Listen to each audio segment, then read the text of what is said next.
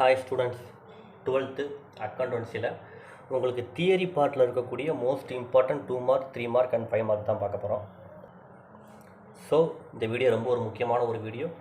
Already நம்ம உங்களுக்கு அக்கௌண்டன்ஸுக்கு 2 important question உண்டான வீடியோ அப்லோட் பண்ணியிருக்கோம். அதை பார்க்கணும்னு நினச்சிங்கன்னா டிஸ்கிரிப்ஷன் பாக்ஸில் லிங்க் இருக்குது, அதில் போய் பார்த்துக்கலாம்.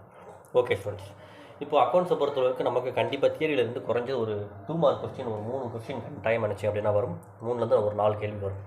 அதுக்குண்டான கொஸ்டின் தான். இந்த 25 கேள்வியை மட்டும் படித்தாலே போதுமானது. கண்டிப்பாக நீங்கள் எந்த கொஸ்டின் வந்தாலும் என்ன செஞ்சலாம் அப்படின்னா அட்டன் பண்ணிடலாம். ஃபஸ்ட்டு கொஸ்டின் பாருங்கள். முழுமை பெறா பதிவேடு என்றால் என்ன? நிலை அறிக்கை என்றால் என்ன? உயில் கொடை என்றால் என்ன? ஆயில் உறுப்பினர் கட்டணம், லாப நோக்கற்ற அமைப்பின் முதலான வரவுகளில் ஏதேனும் 4 தரவும் அப்படின்ட்டுருக்கா. லாப நோக்கற்ற அமைப்பின் வருவாயான தரவுகள் ஏதேனும் 4 தரவும். கூட்டாண்மை வரைவரை விளக்கம். கூட்டாண்மை, இந்த கூட்டாண்மை கொஸ்டின் 7வது கொஸ்டின் 8வது கொஸ்டின்லேருந்து ஒரு கொஸ்டின் கண்டிப்பாக நினச்சி அப்படின்னா வரும். அடுத்ததாக பார்த்தீங்க அப்படின்னா 9வது கேள்வி. வாங்கப்படா நற்பெயர் என்றால் என்ன? உயர் லாபம் என்றால் என்ன? தியாக விகிதம் என்றால் என்ன? கூட்டாணி விலகல் என்றால் என்ன?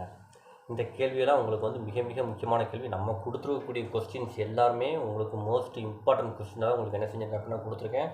ஸோ நம்ம கொடுத்துருக்கிற இந்த 25 கேள்விகளையும் நீங்கள் தயவு செஞ்சு என்ன செஞ்சீங்க அப்படின்னா எக்ஸாமுக்கு படிச்சிருங்க, சரிங்களா?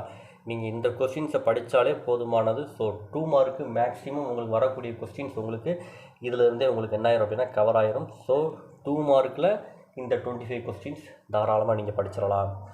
அடுத்த பார்த்தீங்க அப்படின்னா 3 மார்க்கை பொறுத்தளவுக்கு உங்களுக்கு 15 கொஸ்டின்ஸ் என்ன செஞ்சுருக்கேன் அப்படின்னா கொடுத்துருக்கேன். இந்த 15 கொஸ்டின் படிக்கணுமா சார் அப்படின்னா கட்டாயம் படிங்க.